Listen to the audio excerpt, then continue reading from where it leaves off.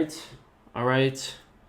All right. Hello, everyone, and welcome to Lecture 3 of the, Star Wars Prequels trilogy. And this is going to be movie 2. We're getting into the second movie, and this is going to be great. I am going to make the case for you today and right now that Qui-Gon Jinn, this is probably an underrated opinion, but I'm going to make the case that Qui-Gon Jinn is maybe the most important character in this entire series. And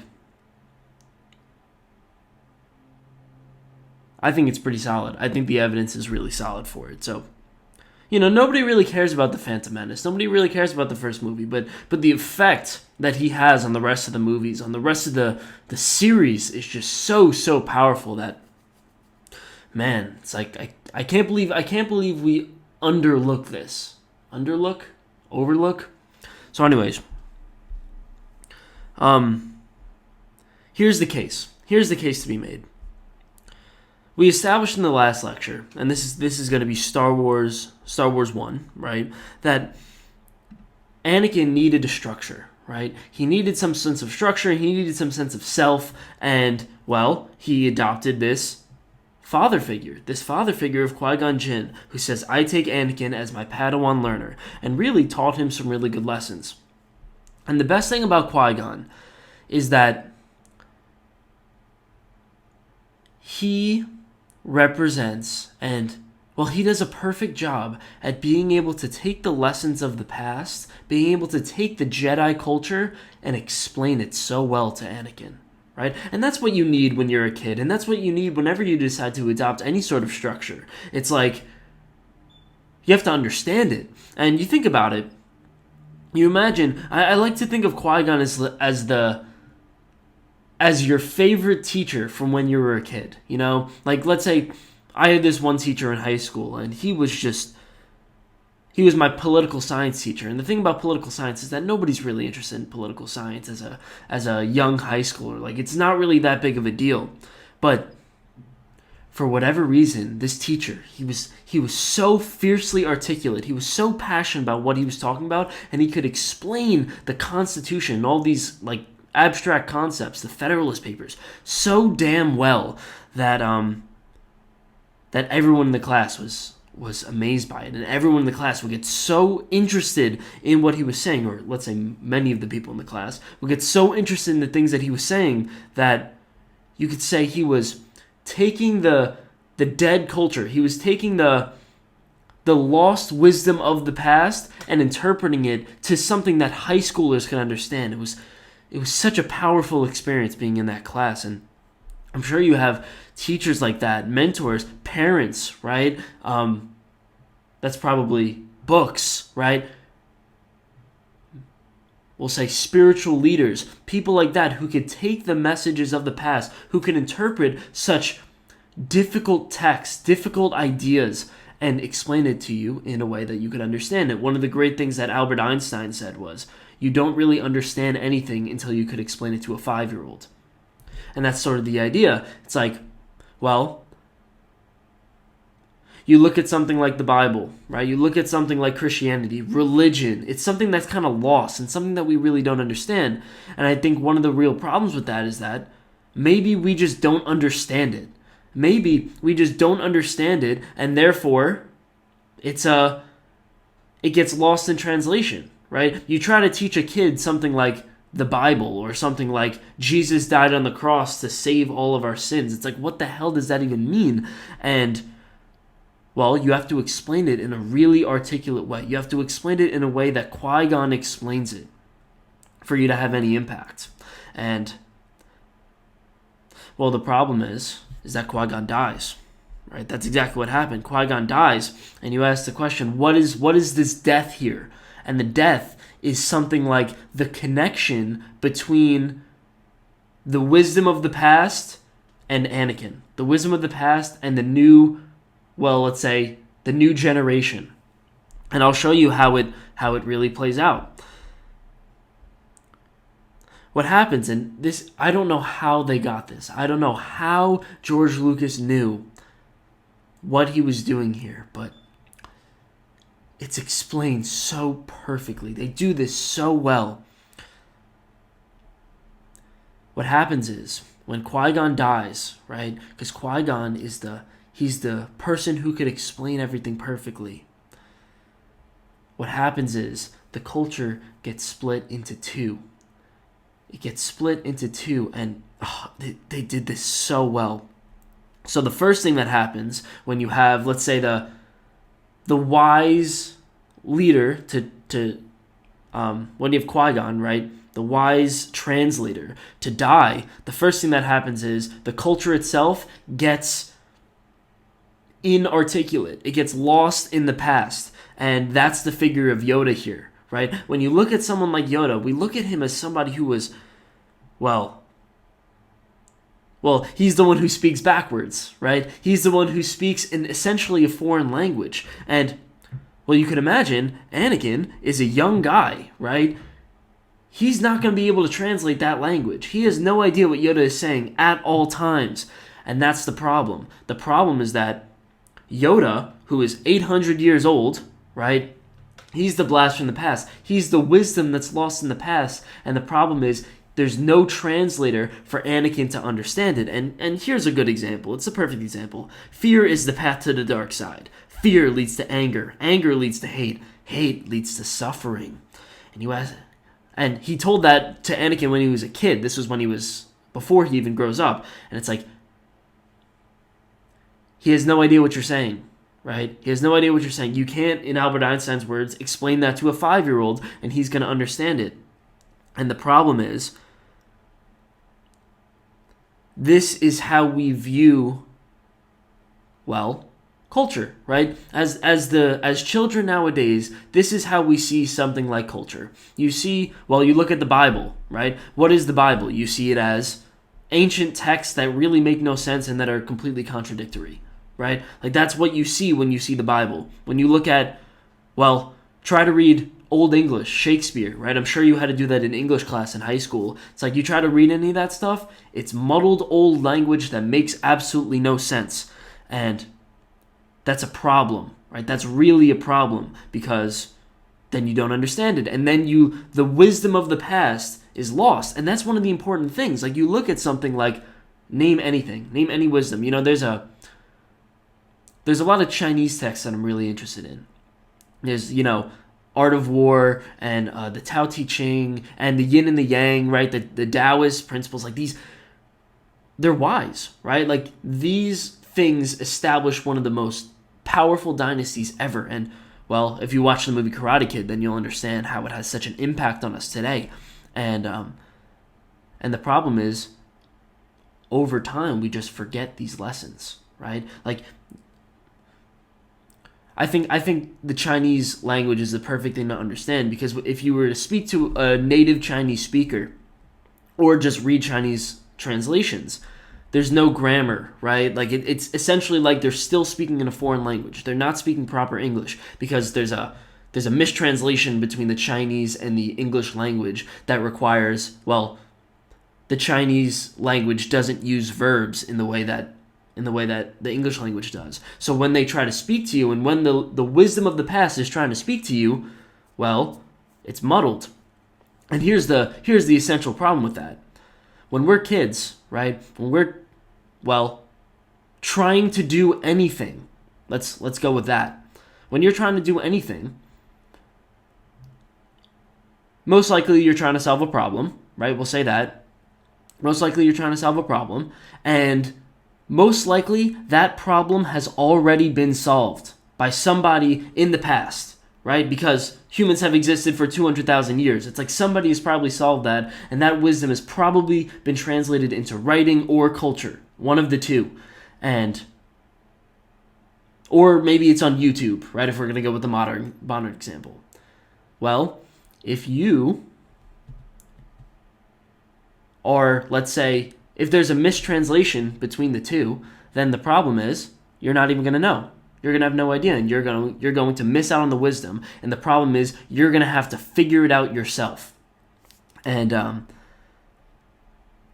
that's Anakin's problem. So when I say the culture split in two, you have, let's say, the muddled language of the culture. And that's also Well, hopefully that's not me, but that's the English teacher that you probably had in high school, that I had so many times in high school, that just couldn't really explain why The Great Gatsby is important. Couldn't really explain why I should read Frankenstein or To Kill a Mockingjay or all these Shakespearean ancient texts. And, well, the thing is, then you just don't want to read them. You're like, oh, this is freaking miserable. Why do I want to read these classics? And, well, I hope I'm doing an adequate job with Star Wars. I hope I'm taking this muddled ancient text, or let's say muddled, confusing movie, and turning it into something that we can understand. And, well, that's what a good teacher does. That's what a good mentor does. And that's what Yoda isn't. Right? So now, when I say it's split in two, what automatically happens, and this is such a relevant thing, what happens is, when you have the mistranslation from Yoda, then you have a mistranslator in ObiWan. And they did this so well. So you look at someone like ObiWan, and ObiWan becomes Anakin's mentor. And the problem with ObiWan is very simple, right? And this is in the second movie and the third movie. He's inadequate. He's completely inadequate. He's not a good Jedi, and, well, he's not a good mentor, because as it says right in the slide here, and this is Obi-Wan talking, and you have become a far greater Jedi than I could ever hope to be. And that's the problem. Obi-Wan is not as strong as Anakin. He's not able to be a good father figure. He's not able to be a good translator. And, well, for all intents and purposes, he's completely inadequate. And so now you ask the question, what does Obi-Wan represent? And the answer is clear.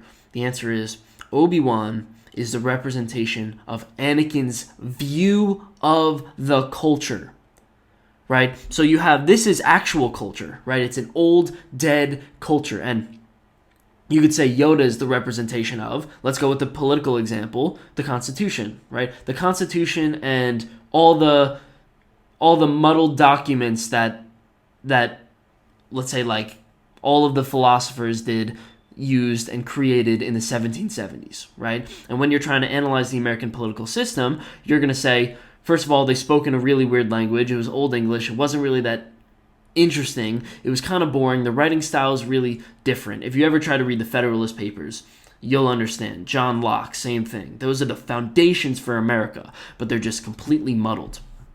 And then what happens is, well, then you lose touch, right? And then,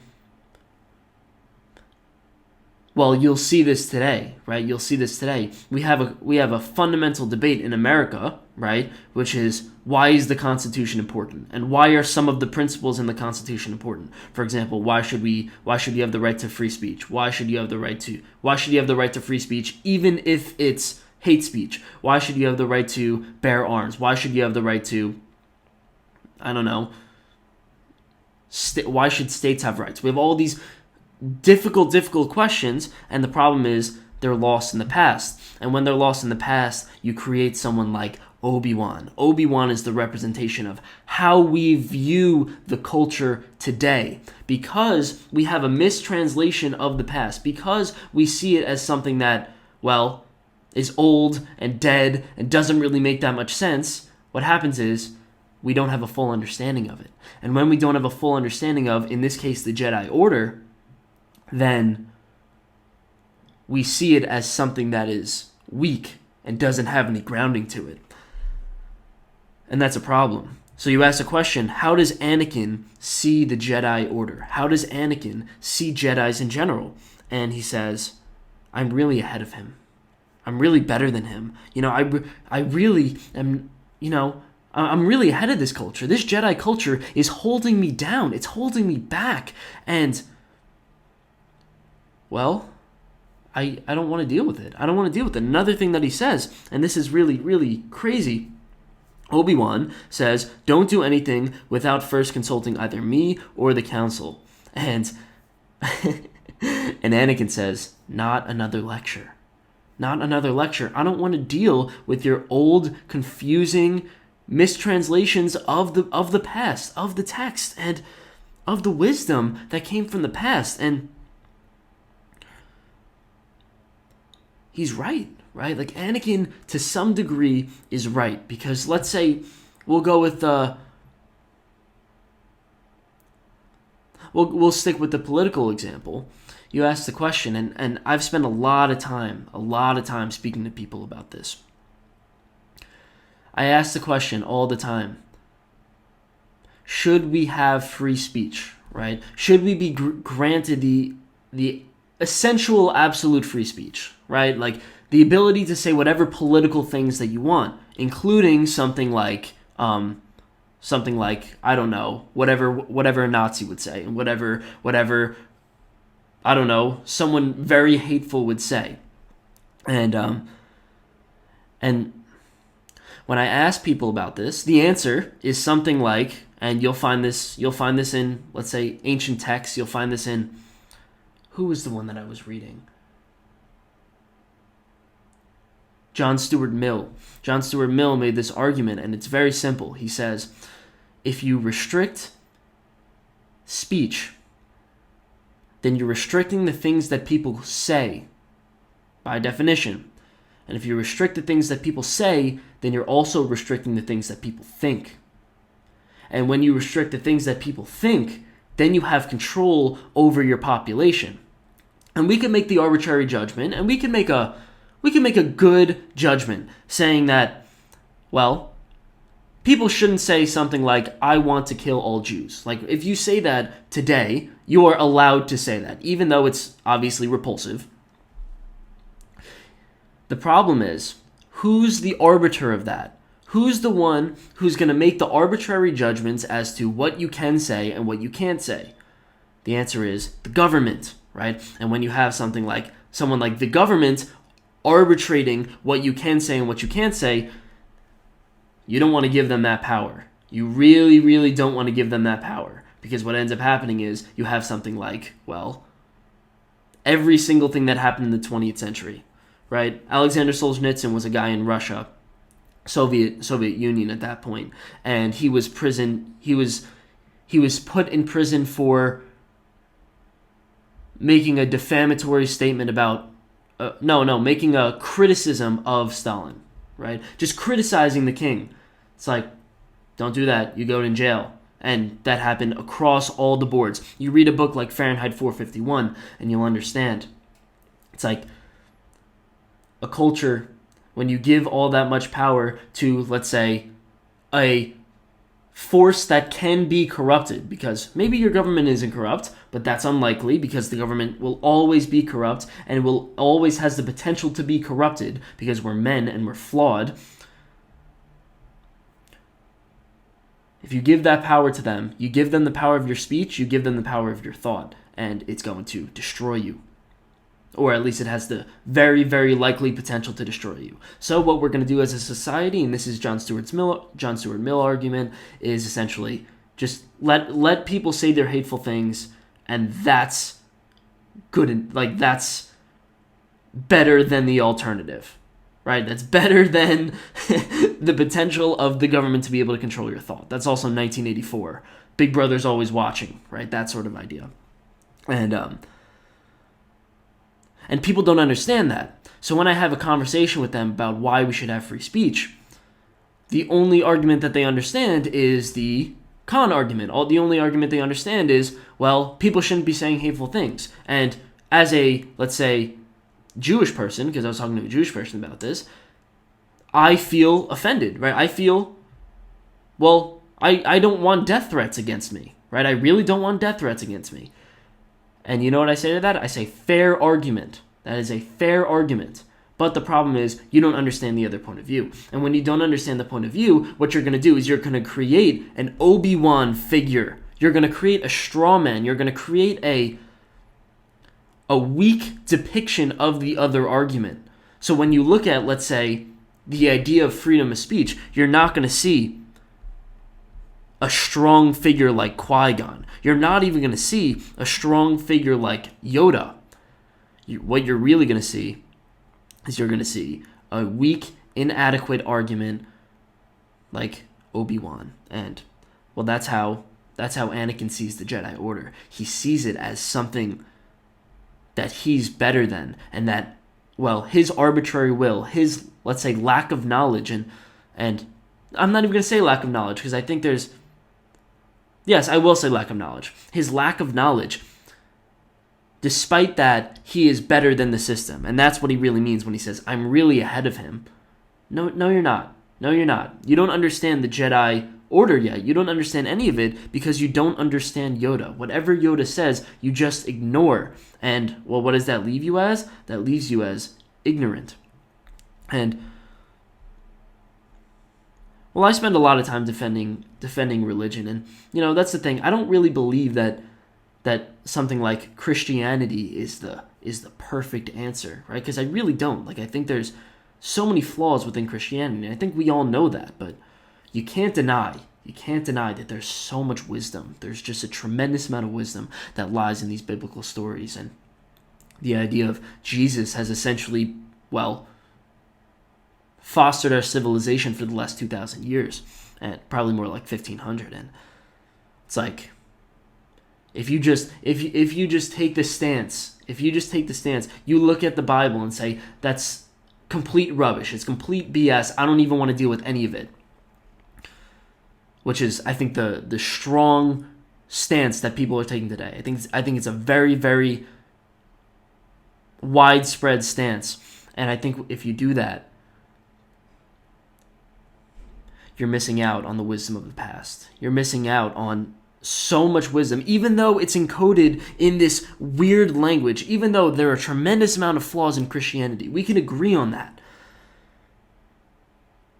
There's a lot of wisdom in there. There's a lot of wisdom, and that goes for every single religion. And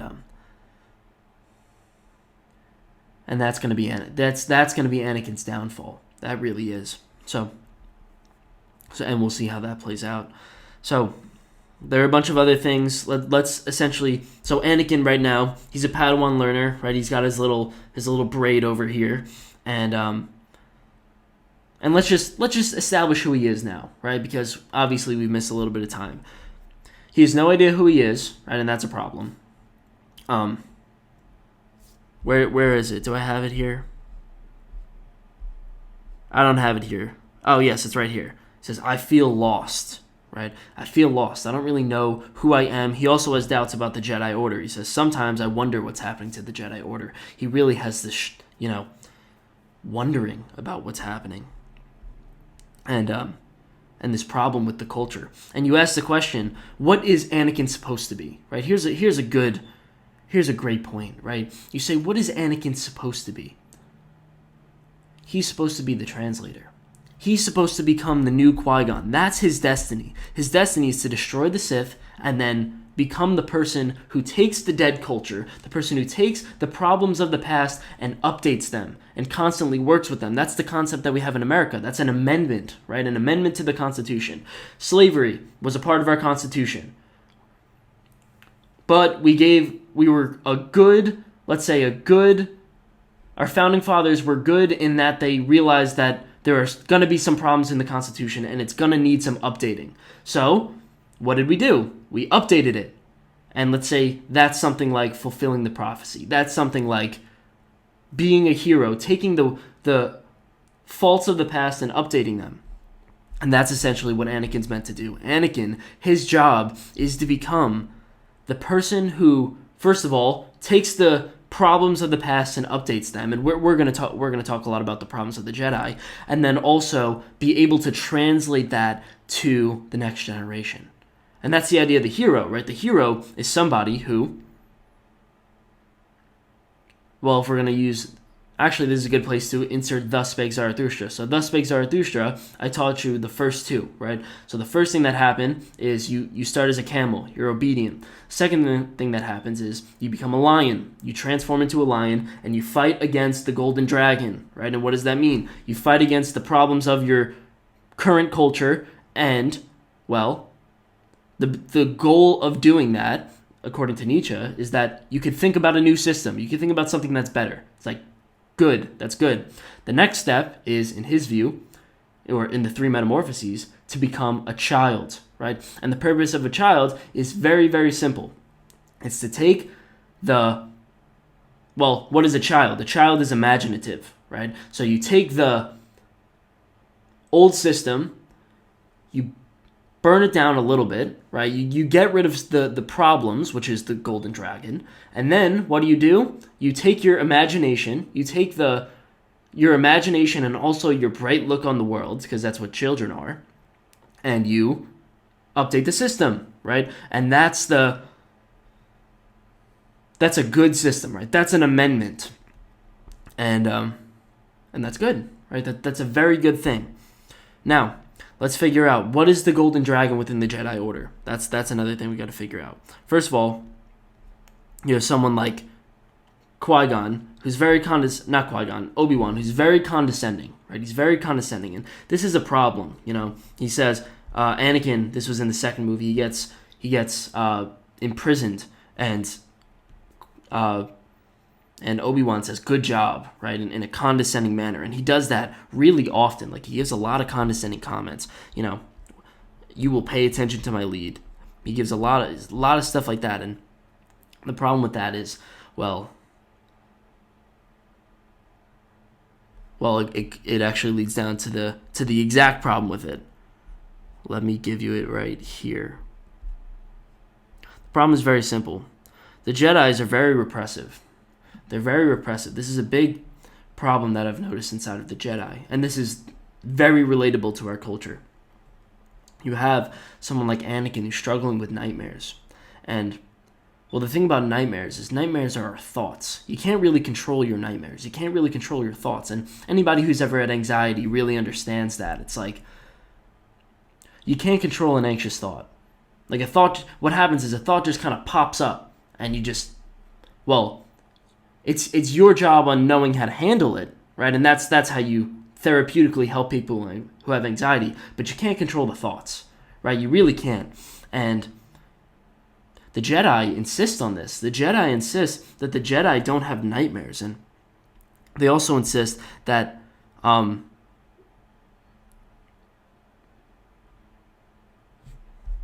was it here? No, it's we'll go with this for now, and they insist that the Jedi don't have any nightmares, almost as if it's something that you can control. And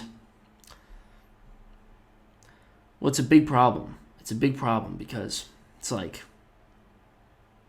Anakin's starting to believe, and he's starting to essentially realize that maybe his thoughts are wrong, and his individuality, the thing that makes him him, that's the thing that he starts to realize, maybe my actual thoughts, maybe the person that I am is wrong. And that's a real problem. That's a real problem. I see this all the time today in society. Actually, here's a problem with the Bible I'll give you. There's a quote by Jesus that really always gets to me. And when did he say it? Doesn't matter. So he said, "For any man who looks upon a woman and lusts after her, he has committed adultery in his heart." That is the quote, and it's the same idea. What Jesus is saying in that quote is he's saying, for any man who has the thought, right? Lust is a thought. Any man who has the thought of, desire for a woman, he has committed adultery, which is the ultimate sin in Christianity, right? That's one of the 10 commandments. He has committed adultery in his heart. And, that's a big problem, right? That's a big problem. He's essentially saying, control your thoughts. Figure out how to control your thoughts, when in reality, you just can't. You just can't control your thoughts. We humans aren't gifted that ability. Even if you take something like meditation, right? If you ever have a meditative practice, the idea there is very simply, don't try to control your thoughts. Just sort of let them flow. Learn to manage them. Learn to deal with them and figure out what to do when they pop up. It's never control your thoughts. And what this really leads to is it leads to shame, right? It leads to Anakin feels shame for his beliefs, shame for his emotions, shame for his individuality. And then you could say that might be leading to the idea maybe that's why he doesn't know who he is. Because we give the advice, right? We give the really, we'll say, good advice, which is follow your heart, right? Follow the things that you believe to be right, or follow whatever it is that guides you, right? Like, we don't really know what that is, first of all, right? When we say, when you wish upon a star, it's like, first of all, what does that even mean? It's the same idea with a relationship. It's like, when you fall in love, it's like, why do you fall in love with the person that you fall in love with? Why are you best friends with the person that you're best friends with? And why are you not best friends with the other person? It's like, what is that? And the problem is, you can't really explain it. Right? You can't really explain why you fell in love. It's just a feeling. You can't explain why you have friends that are your friends. It's like a lot of our friends, this is what I've noticed, a lot of our friends are the people that are very wrong for us, or the people that we probably shouldn't be hanging around, but we just kind of like them, right? We just like them. And that's sort of the idea here. It's like, that's the natural emotion that comes up. That's the natural person which you should be. And, well, the Jedi say, don't deal with that. Squash it. I don't want to deal with it. And, well, I'll give you a good example. There was this school. Was it Jordan Peterson who said this? I think it was. He said there was this school in England that doesn't allow for children to have best friends. They don't allow them, 6-year-old children, they don't allow them to have best friends. They separate them every time that they end up getting too close to a child, and the belief that it's unfair for some kids to have best friends and some kids not to. And it's like, really? Like, are you really going to suppress that desire? Are you really going to suppress that desire? That's the same thing as saying, well, you shouldn't get married. Don't get married. Why would you get married? Because then you're picking one person over all the other people, and some people don't get married. So just don't do it. Just don't do it. Even though it's really good for you. Even though, getting in a really strong relationship is a very, very good idea. Even though having a best friend is a really good idea. It's like, no, just suppress it. Just suppress it. And that's the problem with the Jedis. The Jedis are a little confusing, right? They're a little confusing. And, well, this is the problem, right? This is a big problem that Anakin's going to struggle with. And we don't really know what to think about this yet. This is actually a Freudian argument. Freud made this argument, and I think it's a really, really strong argument. It's a way to explain why we feel shame and why we feel guilt. He wrote this in his book called Civilization and its Discontents, and I think it's really powerful. It's a 3-pronged argument. The first argument is very simple. It's like, we believe as a society that we would be happier if we were civilized, right? If we had a civilized culture. And, well, we just make this far-reaching claim. We're like, yes, we think we're going to be happier if we are civilized. And, well, the problem with that is there is no evidence to prove that civilized people are more happy than non-civilized people. Zero, because of, well, repression, because of the result of it. It's almost as if potentially, and this is just potentially, the cure is worse than the disease. Argument 2 in Freud, right? The next logical step in his argument is very simple. It's to create a civilized society, right, which we believe is going to make us happy, and it's gonna achieve progress and do all these things. To achieve this sort of society, we realize that we have to repress some of our desires, right? Let's say the desire to have sex with everybody, because we have that desire. Something like incest, right? He was very focused on the sexual, of course. That's Freud's thing, and bisexuality, and there were a few other arguments that he made. But you could really think about how it sort of plays out to the other areas of our lives, right? We're a very repressive culture, and, well, what he says is, third part of the argument, very simple. This leads to shame and guilt, right? This leads to a tremendous amount of shame and a tremendous amount of guilt. And we doubt our own internal, say, mechanisms, right? Because really, if you think about it, you look at the hero, right? You look at the person who you admire is probably someone who followed their heart, right? I have three teachers in my life that I really, really admired as a student in high school, and all three of them had the option to do something that was a lot better than being a teacher, right? In terms of, when I say better, I mean financially and stability wise and all of those things. But they chose voluntarily to be a teacher. And what is the reason? Simply, they chose to follow their heart, right? They chose to follow, this internal mechanism that's driving them. And the problem with shame and guilt, and the problem with structured civilized societies,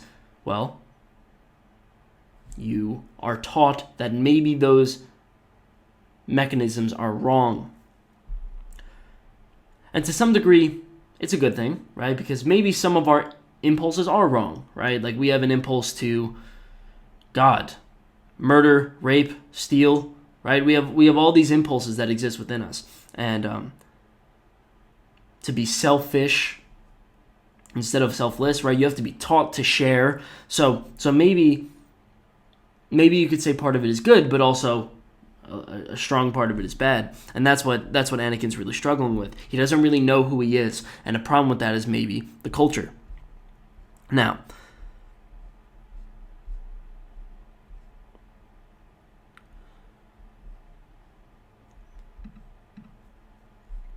so we have ObiWan, inadequate father, right? Anakin says, "You're the closest thing I have to a father," but he's incredibly, he's not a good father, right? He's really not a good father. Now, you have another problem with the Jedi, right? Another problem with the Jedi is very simple. Yoda is losing his way, essentially. He's becoming blind. The Jedi themselves are becoming blind.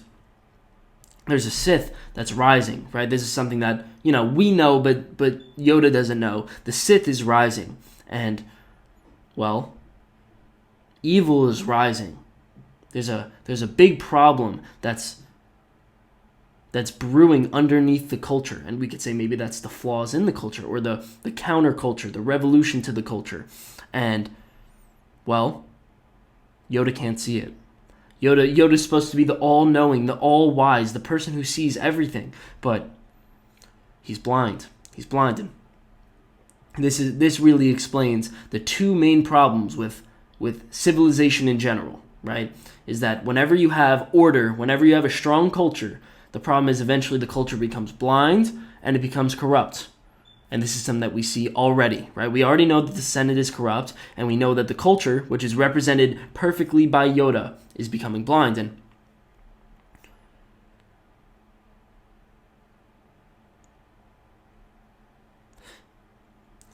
part of the reason is because it needs updating, right? Part of the reason is because, Thomas Jefferson is dead, George Washington is dead, Jesus is dead, and we have to update it ourselves, right? Because what worked for Jesus probably doesn't work for us today, right? What worked for Thomas Jefferson probably doesn't work for us today, because, people make a strong argument. I think this is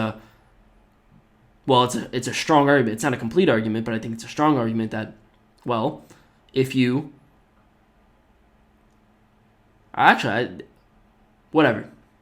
It's a strong argument that it's okay to have the right to bear arms when we had muskets, right? But it's not okay to have the right to bear arms when you have the right to AK-47s, right? It's like there's a big difference, and it's like, that's the idea. We have to keep updating the culture, and the culture itself, right? The thing that we inhabited from George Washington, right, was incredibly blind. There are problems to it, and it needs to be updated. The second thing is, also, they didn't see everything, right? You asked the question, have we as humans uncovered all the wisdom that is ever to be found? It's like, no way. There's always wisdom to be found. There's always new inventions that are being made, which you see not only in the scientific realm, but also in the political realm. And, Thomas Jefferson, George Washington, they didn't figure that out. Right? I just explained John Stuart Mill's argument. John Stuart Mill was in the 1860s, right? So he was essentially the hero that came in and updated the arguments for free speech. So, and you see this also in the second movie, where you have the Jedis. They have an incomplete view of the world. It's a good metaphor. They have a map of all the star systems that ever existed. But Obi-Wan looks around and he says, wait a second, there's a star system that you're missing here. And let's say that's a missing part of the culture, right? That's something that Thomas Jefferson left out. And, well, she says, this is the librarian, she says, if an item doesn't appear on our records, then it doesn't exist. So what she's saying is, she's ignorant enough to say that, well, if it's not part of my map of the world, then it just doesn't exist. Instead of saying, wait a second, maybe I'm wrong. Maybe there's something that I haven't figured out yet. And well, that's the idea in The Lion King. The Lion King gives a really, really good example of this. It's like you have Mufasa stands up and he shows Simba he shows Simba the world, and he says, everything that the light touches is yours, right? And from a psychological sense, right, we could bring this down to the psychological sense. He's saying, everything that I know, I am giving to you, right? All the information that I know, I'm giving to you. And you think about that, that's the job of a parent. A job of a parent is to say, well, here's my model of the world. And, as a 4-year-old, you ask around 100 questions a day, on average. And, well, I'm going to give you answers that influence your model of the world. And hopefully we have a similar model because, well, if my model's good, and my model's definitely better than yours because you're 4 years old and you're just, well, even if you're 15 years old, it's like you're still getting acclimated into the world, I'm going to give you all the knowledge that I have. It's like good, right? That's a good thing. And that's what culture does too. Culture also gives you knowledge. You could say a teacher does that, a mentor does that, school does that. But then Simba says, but what about the part that the light doesn't touch, right? And that's where Scar lives. That's where the evil lives. And Mufasa says, don't look over there. Don't look over there. You don't go over there. You don't look over there. It doesn't exist, essentially. And, well, that's the problem, right? That's the problem. Well, what ends up happening in The Lion King, which is a really, really good thing, Scar lives in the darkness. Scar lives in the place where the light doesn't live. He's the one who kills Mufasa, right? He's the one who takes down Mufasa. Very simply because Mufasa was just like Yoda in that he was blind. He was blind about the evil rising within his kingdom. And that's exactly what Palpatine is. Palpatine is the evil rising within the kingdom. And obviously he's also the Sith. So both of those is really happening. And, well, that's a problem. Samuel Jackson, right? What's his name? Master Windu. He says, our ability to use the Force has been diminished. And, well, that's a problem, right? That's a very big problem.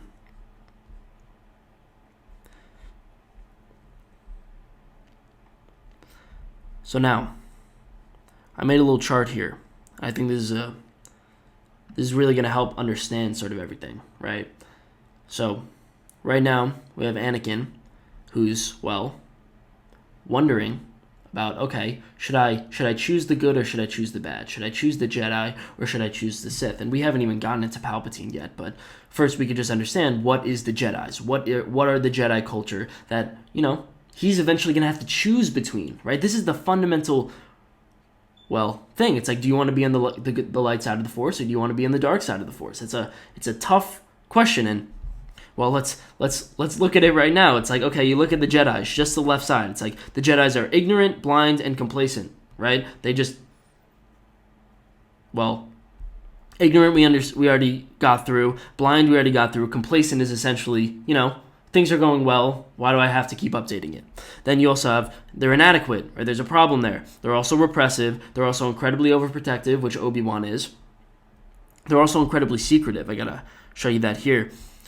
Master Windu says our ability to know the Force has been diminished, and Yoda says only the Dark Lord of the Sith knows of our weaknesses. If informed the Senate is, multiply our adversaries' will. And, well, what he's really saying is, we're not going to tell the Senate, which is a problem, right? Is a problem. He's supposed to. And then you also have, they restrict his desires, right? So you have all those problems. And now, well, for the next lecture, we're going to get into the idea of Palpatine, right? What makes Palpatine so important? And what makes Palpatine so interesting? What makes him such an enticing character? Why are people enticed to go to the dark side? Why is this even a thing? Why aren't people just inherently good and just always do the right thing? And the answer is because, well, being a good person, it's not easy, right? Qui-Gon says this to Anakin in the first movie. He says, I just want to warn you, you're going to be a Jedi, but being a Jedi isn't an easy life. It's not easy at all. There are a lot of troubles that come with being a Jedi, and there are a lot of flaws with being the Jedi because, well, it's Anakin's job to correct all of these things, right? It's his job to not be ignorant. He's supposed to be the one to fulfill the prophecy and update it. It's his job to obviously be adequate and be the translator. He's supposed to update the repressive culture, the overprotective culture. He's not supposed to be secretive, and he's supposed to, well, repressive and restricted desires are very similar. So, he has to, well, do hard work, and, well, that's a problem, right? Like that's definitely a problem. You have to do the gruel, soul-sucking work of well, having responsibility. And right now he's a child, he has no idea what that's like. And that's the fundamental idea that we're going to get into. One of the ideas that, just to help you grasp the concept a lot easier, and something like procrastination, right? You look at something like procrastination, and we all procrastinate, right? Like it's all something that we do. But you ask the question, what are you actually doing when you're procrastinating?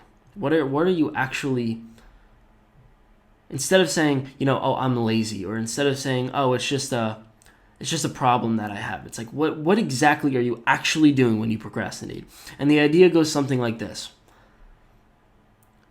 You have a responsibility to do, whatever it is, right? You're procrastinating on telling off one of your friends, having that big conversation, doing some sort of work, whatever it is that you really, let's say, need to do or have a responsibility to do. Taking out the trash, whatever it is, right?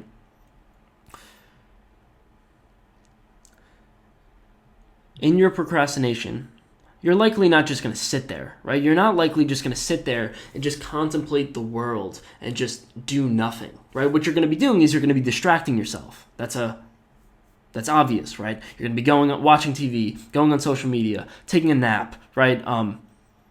Taking a nap's a good example, but eating food, right? Something like that. And masturbation's a big problem. You're like one of these things. You're doing maybe all of them, maybe some of them, right? What you're going to do is anything that's going to distract you from, well, your responsibility. So you ask the question. It's like, okay, so you spend 2 hours on, let's say, watching a TV show. It's like, what are you actually doing? You're saying this work is too hard, right? It requires too much, let's use the word self-consciousness. It requires too much effort. It requires too much willpower. It requires too much thinking. Thinking's a good word. So what do? You spend those 2 hours distracting yourself from the world, distracting yourself from thinking. And well, that's a tough idea. What's the concept of mindless scrolling, right? You mindlessly scroll on Instagram. It's like, why are you mindlessly scrolling on Instagram? And why is it considered mindless? It's because you are not thinking. You are distracting yourself from the world. It's as if you're putting yourself into a completely new world, one that lies completely outside of the responsibilities and, let's say, being itself. And well, there's a problem there. The problem there is something like, what is the job of a hero? The job of a hero is very simply to take the problems of the world and the problems of living, the sufferings of the world, and this is Jordan Peterson's argument in Rule 7 of 12 Rules for Life. do what is meaningful, not what's expedient. You have the suffering of the world. You have the problems that exist and the responsibilities that you have to handle, that only you can handle. You have meaning. Meaning lies in those things. And what's your solution? Your solution is to distract yourself from them. Your solution is to ignore your responsibilities, to ignore the consciousness that results from it, the thought, and, well, just take the easy way out. And George Lucas actually said this. He said one of the best interpretations of the dark side is the easy way out. It's the general oversimplification. It's any time you take the easy way out, that's the dark side. Because most likely, and I'm not going to say in general, I'm not going to say every time, but most likely, the thing in which you, let me get this right, the thing in which you should be doing is the thing that you want to do the least. Right? You imagine that you're sitting there on your couch saying like, oh yeah, I really don't want to do my homework. It's like, that's the thing that you should be doing. Right? And that's a good general rule. It's like, oh, what did Yoda say? I think Yoda literally said this. Yes. This was in the 5th movie. You have Luke going into there was a place. Yoda says, this place has a lot of dark side in it. It's the darkest place in which lies on this forest that he's in. And Yoda says, that's why you should go. That's why you should go into it. Because it's the thing that you want to do the least. Because it's the thing that's the scariest and the thing that you don't want to handle. That's the thing that you should confront the most. And what does he find there? He finds Darth Vader. Right? He finds Darth Vader. It's the same thing in Harry Potter. There's a figure called a Bogart. And a Bogart it materializes in the thing that you fear the most. So it's like, let's say you fear, I got paper towels here. It's like, let's say you fear paper towels. The Bogart is a ghost, and what it's going to do is it's going to materialize into paper towels, and you're going to have to confront it. You're going to have to confront it, and that's what you have to do in your life. It's like, that's the thing that you have to. Well, the thing that's the hardest, that's where the good side lies. That's where your meaning lies, and well, that's procrastination explained deeply. That's procrastination explained, well, in a way that says you're not just lazy, right? Laziness is not the problem. The problem is that you are rejecting thought, that you're rejecting your responsibilities, you're rejecting the meaning that lies within the responsibilities, and you're also rejecting, let's say, consciousness, because you spend 2 hours just distracting yourself from the world. It's like, obviously that doesn't get you anywhere. I think we all know that. So, well, I could explain Palpatine for a little bit. The idea of Palpatine is very simple, right? It's very, very simple. He offers the antidote to every single one of the Jedi's problems, right? That's exactly what he is. He's all-knowing, right? He's essentially the one who's plotting behind everything. He's all-powerful. He's freeing, right? He says you could do whatever you want. He's respectful of Anakin's ability, and he's incredibly open. He tells Anakin everything. And another thing that's really good about him is he's a father figure, right? You know, he's a strong father figure. No matter what you believe about his ethics, which obviously are flawed, he's a very, very strong, authoritative figure. And that's the thing that Anakin needs. Because you think about it, Anakin has a very bad understanding of the Jedi culture. He has a very bad understanding of the world of the good in which he is given, and the wisdom that comes from the past. But he has a good understanding of the Sith. He knows exactly what he is, and he knows exactly what he's going to get from it.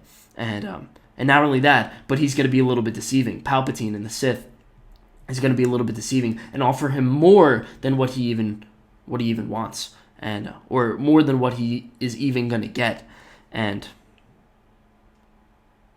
it's like, that's the complete opposite as to what the Jedis are. The Jedis are they're essentially showing him less than the wisdom in which he could possibly receive, less than the actual wisdom that lies within the Jedi culture, and the Sith is going to say, I'm going to give you more. I'm going to give you everything you ever wanted, and I'm going to be a strong guider of you. And you could really think about it. It's like something like we'll call Palpatine the.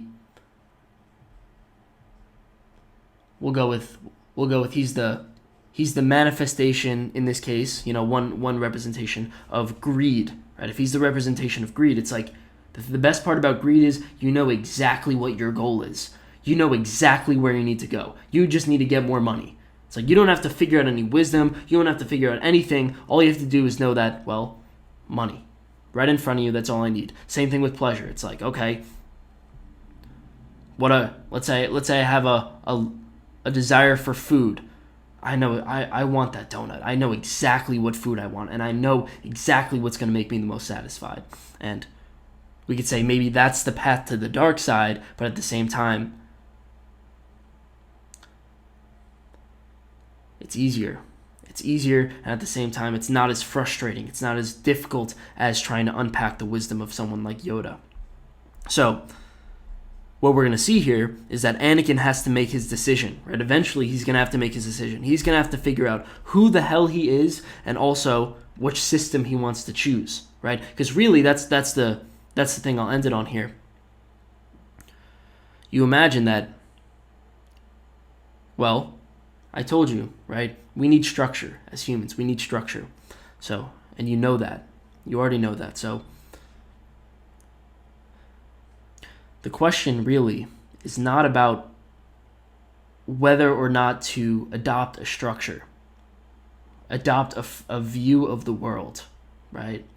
The real question is, which one are you going to be possessed by? Which one are you going to choose? There's no way that you could just be. There's no way that you could just not pick one because, well, you look at human behavior. You'll figure out, and this is one of the things that I've noticed that really it changes your view on the world. It's everybody has a God, even if they don't call it God, right? Like some people are actual Christians, some people are actual Buddhists, whatever, right? And they call their God God. But other people have a different type of God. Some people call their God money. Some people call their God work, right? That's a workaholic. Some people call their God pleasure, and they probably don't call it that, but that's the hedonistic mindset. That's somebody who, well, an alcoholic. What is an alcoholic's God? It's like it's pleasure. What is your average college student's God? Even if your average college student is an atheist, it's like their God is pleasure. Even if your average college student is say that they believe in God. It's like, if you really look at their behavior and the way that they act, what are they, right? Really, the question is, which one is their God? And that's really the idea. The idea is, which one are you going to choose? Because you imagine, what is life like without a God? What is life like without... Let's take the word God out of there and say something like, a framework to view the world, or something that gives you meaning. We'll use both of those as an operational definition. The one that gives you meaning is going to be something like, well, you could say, money gives me meaning, right? Someone could make a strong argument. I get meaning from money, and even though I'm greedy, it doesn't matter. I get a strong amount of meaning from money, and I have a friend who says that all the time, and it's a peculiar argument because, well, I think we all know the problems with greed. It eventually runs out, right? It eventually runs out. And I think we all know, right? Money won't make you happy. That's something that we know. Even though we don't, even though we still believe money as our God, it's something that we know. There's actually good psychological evidence to prove this. Above the income level of $75,000 a year, which is a fairly substantial amount, but that's like 60th percentile of America. Above $75,000 a year, happiness and income are not correlated, right? There's almost no correlation between happiness and income. It's like, what's the difference between $75,000 and $5 million on your happiness? It's like essentially zero. essentially zero. And, well, it's like, you want any more evidence for money don't make you happy? But then, again, we still follow money. We still want to get that extra income, that extra whatever, car, extra, bigger house, whatever. And, while it might get you things, it's, well, you pick your God, and you got to stick with it then. You got to stick with it then, and you're going to find out that it's not going to make you happy. And, well, that's sort of the idea, right? The idea is very simply, you have to choose your God, right? You have to choose your God. And you don't have to choose God. You don't have to choose Christianity, but you choose, let's say, there's this idea that everybody has a philosopher, right? Everybody has some philosopher that goes with them, or also just a very simple idea. It's like, okay, maybe there's some cause that you really care about, and I don't say a political cause. I don't mean some children suffering in Africa cause. I mean, maybe you just want to make your family better. Maybe you just want to make your life better. Maybe you just want to work on, following your hero, because that's a good way of looking at it. It's like, well, you have people that you really like, and there's a reason why you really like them. It's your natural desire to imitate, and it's like, well, there's your structure right there. Just figure out what they're doing and follow them. It's nothing crazy, and essentially be possessed by them, right? Follow their structure and follow the order in which they give you, and that's your personal representation of being a Jedi. And it's not going to be easy, right? A hero's journey is not easy. But, well, that's the way to go. I actually I have a book. I don't really talk about it that much, but yes, like I wrote a book on how to break your bad habits. If you're struggling with the way to break bad habits, that's perfect. That's perfect for this. It's like, it's all about the hero's journey. It's all about, picking a structure, right? And the structure that I chose for this book is essentially a hero's journey, right? I reference Star Wars and Anakin and Luke all the time in this book. And, it's very simple. It's like, that's your structure. Go with it. Just pick any structure and, choose to be a Jedi. So, next we're going to get into, what turns Anakin bad, right? Which is going to be his relationship with Padme. And, soon he's going to turn into Darth Vader. So this is going to be interesting.